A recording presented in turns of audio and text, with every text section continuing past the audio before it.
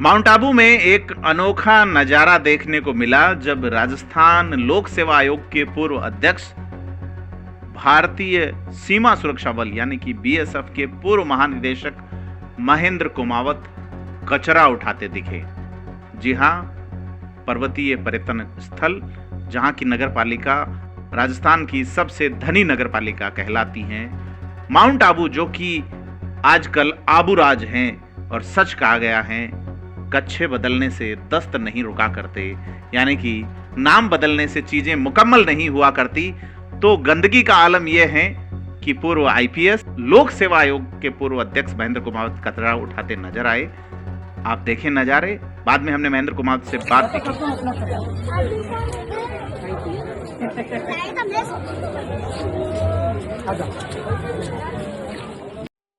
Sir, देखा जाता है कि जन जागृति सफाई अभियान को लेकर के बड़े बड़े स्तर पे चल रही है। देश के पीएम से लेकर के सीएम और तमाम नेता इसकी बातें करते हैं। होर्डिंग, बैनर वगैरह सब जगह पर सफाई की बातें खूब हो रही है, जम के हो रही है। ये सफाई दिख का रही है। कल हमने आपका एक वीडियो देखा, आप सफाई कर रहे हैं, लोग देख रहे हैं, लेकिन कोई साफ करने आपकी मदद करने नहीं आ रहा। इसे कैसे मानते हैं, क्या है? देखिए, मंदिर में भी हम सफाई रखते हैं, घर में भी सफाई रखते हैं और दिल में भी सफाई होनी चाहिए। और यदि हमारा वातावरण साफ सुथरा नहीं है तो वो तो एक बीमारी का घर ही होगा। और माननीय प्रधानमंत्री जी ने स्वयं शुरू में ही, प्रधानमंत्री बनते ही उन्हीं दिनों के अंदर उन्होंने स्वच्छ भारत के ऊपर अभियान चलाया, जोर दिया और काफी कार्रवाई भी हुई। परंतु फिर भी युवाओं के अंदर इसके अंदर अभी भी कुछ बहुत करने की जरूरत है। जैसा कि मैं यहाँ आता रहता हूँ माउंट आबू, यहाँ लेक्चर्स होते हैं मेरे आंतरिक सुरक्षा अकादमी में, और मुझे दुख होता है जब मैं माउंट आबू जो एकमात्र अपना हिल स्टेशन है राजस्थान का, कितना सुंदर है, बारिश के दिनों में तो लगता है ये स्वर्ग ही है। परंतु जो एक स्वर्ग का एक कोना है नक्की झील, उसमें सभी लोग जाते हैं और वहां पर जो गंदगी देखने को मिलती है, दिल बड़ा आहत होता है। सर, अभी हाल ही में ब्रांड एम्बेसडर नियुक्त किया गया के गुप्ता जी को फरवरी में। इनके 5-6 दौरे माउंट आबू में हो चुके हैं। सफाई को लेकर के नगर पालिका ने लोगों पे जुर्माना भी लगाया। इसके बावजूद नक्की झील पे इतनी गंदगी, क्या कहेंगे? प्रशासन की नाकामी थी या लापरवाही थी? इस और ध्यान ही नहीं किया उनका। इतनी सारी गंदगी और आप उठा रहे हैं। देखिए, परसों मैंने सफाई की और वो वीडियो आपने देखा ही है। मैंने सबसे मदद मांगी कि हम इस राष्ट्र सेवा में जुड़े, पर दुख इस बात का था कि कोई भी जुड़ा नहीं। कोई फर्क नहीं पड़ता, पर मुझे लगता है कि ये मुहिम स्कूल के बच्चों के द्वारा, यदि वो शाम के टाइम में, इतनी स्कूलें हैं यहाँ पर, हर रोज यदि 10 बच्चे आ जाएं और ये जो गंदगी फैलाने वाले हैं उनको मना करें प्रार्थना करते हुए और स्वयं सफाई भी करें, इसका बहुत असर पड़ेगा। एक तो मेरी राय ये है। और दूसरा कि ये जो वहीं पर पीक थूक देते हैं, इतनी सुंदर जगह है उसी के ऊपर कर देते हैं और वहीं स्वयं बैठे हुए भी हैं। इन लोगों के ऊपर कुछ जुर्माना भी होना चाहिए। हमारे भारतीय जब विदेश में जाते हैं तो कितनी साफ सफाई का ध्यान रखते हैं कि उनको डर लगता है कहीं कुछ गंदगी फैलाएंगे तो जुर्माना हो जाएगा। तो यही भावना और यही सेवा की भावना यहाँ अपने भारत के लिए क्यों नहीं होनी चाहिए? मैं वही तो पूछ रहा हूँ सर, यहाँ का प्रशासन 2 दिन के लिए जुर्माना लगाना, साफ सफाई करना चाहिए। उनको थोड़ा और सख्त होने की जरूरत है। कल जो हालात देखे आपने, आपका एक बड़प्पन है कि आपने कहा कि बच्चों को आना चाहिए, लेकिन यहाँ के एडमिनिस्ट्रेशन के अवेयरनेस ही नहीं है कि मुख्य स्थल पे ऐसे हालात हैं और एक कितने डीजी लेवल के अधिकारी साफ सफाई कर रहे हैं, किसी ने सूचित भी नहीं किया। फिर हमारा सूचना तंत्र, संचार तंत्र, हमारी, मैं एडमिनिस्ट्रेशन पे कुछ ज्यादा कुछ कहना नहीं चाहूंगा, मैं इतना ही कहूंगा कि वो भी और सेवा भावना से कार्य करें, कर्मयोगी बने, जैसा कि माननीय प्रधानमंत्री जी चाहते हैं। यहाँ के एसडीएम को क्या कहेंगे आप? इनका आपको जिस तरीके से मैंने मैडम को कल एक पिक्चर भेजी थी। एक बहुत बड़ा गड्ढा था जो टॉप गन शॉप के सामने ही था, करीब 2 फीट गहरा था और 1.5-2 फीट का सर्कमफेरेंस था उसका। उसमें कोई भी बच्चा गिर सकता था, किसी के हाथ पैर टूट सकते थे। मैंने उससे पूछा भी ये कब से है, तो खुद उसने ही बताया कि सर कई दिनों से ये है। पर मैंने इसको लिख कर के व्हाट्सएप मैसेज मैडम को भिजाया, अंशुल प्रिया जी को, और उन्होंने तुरंत कार्रवाई करने का मुझे मैसेज भेजा। तो मैं जब शाम को गया तो मैंने देखा वहां पे पत्थर रखा हुआ था, एक झंडी लग गई थी, पता नहीं झंडी लग करके ठीक कब होगा, परंतु कार्रवाई हुई। तो अपने को कार्रवाई है ये, तो एक तरह से फौरी तो कार्रवाई। मैं ये चाहूंगा कि हमारे जो नागरिक हैं वो भी जागरूक बने, प्रशासन को पैरों पे खड़ा भी रखें। ये नहीं कि प्रशासन को तनख्वाह मिलती है, हमारे टैक्स पे ही मिलती है, लोक सेवा। हाँ, लोक सेवा, हाँ। और तो इसलिए हमारा कर्तव्य भी बनता है और उनका भी कर्तव्य बनता है कि वो कार्य जल्दी करें और अच्छा करें और रोज करें। ये नहीं कि कोई वीआईपी आ गया, मुख्यमंत्री आ गए या कोई आया उस दिन, तो ऐसा साफ हो जाता है जैसे कोई दिवाली का दिन हो। और जब ऑर्डिनरी डे होता है तो आपको मालूम ही है ये कैसा होता है। थोड़ा और कुछ करने की जरूरत है, बहुत करने की जरूरत है।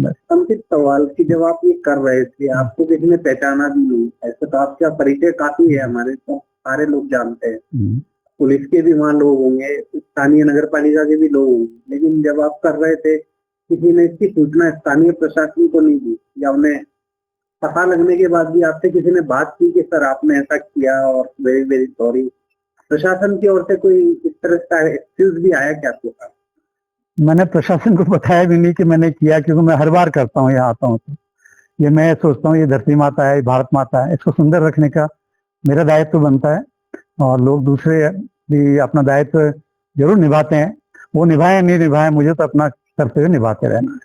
तो जिम्मेदारों को क्या कहेंगे जो यहाँ की जिम्मेदारी? वही मैंने बताया कि कर्मयोगी बने और अच्छे डेडिकेशन से कार्य करें देश सेवा के लिए, मातृभूमि के लिए। ये तो रहा। और संस्कार, माता पिता संस्कार डालें बच्चों में, और टीचर्स हैं बच्चों को यहाँ भेजे हैं आप, उनको वॉलंटियर्स में भी वो रोकेंगे तो आने वाले समय में वो स्वयं गंदगी नहीं करेंगे। यही मेरे कुछ विचार हैं।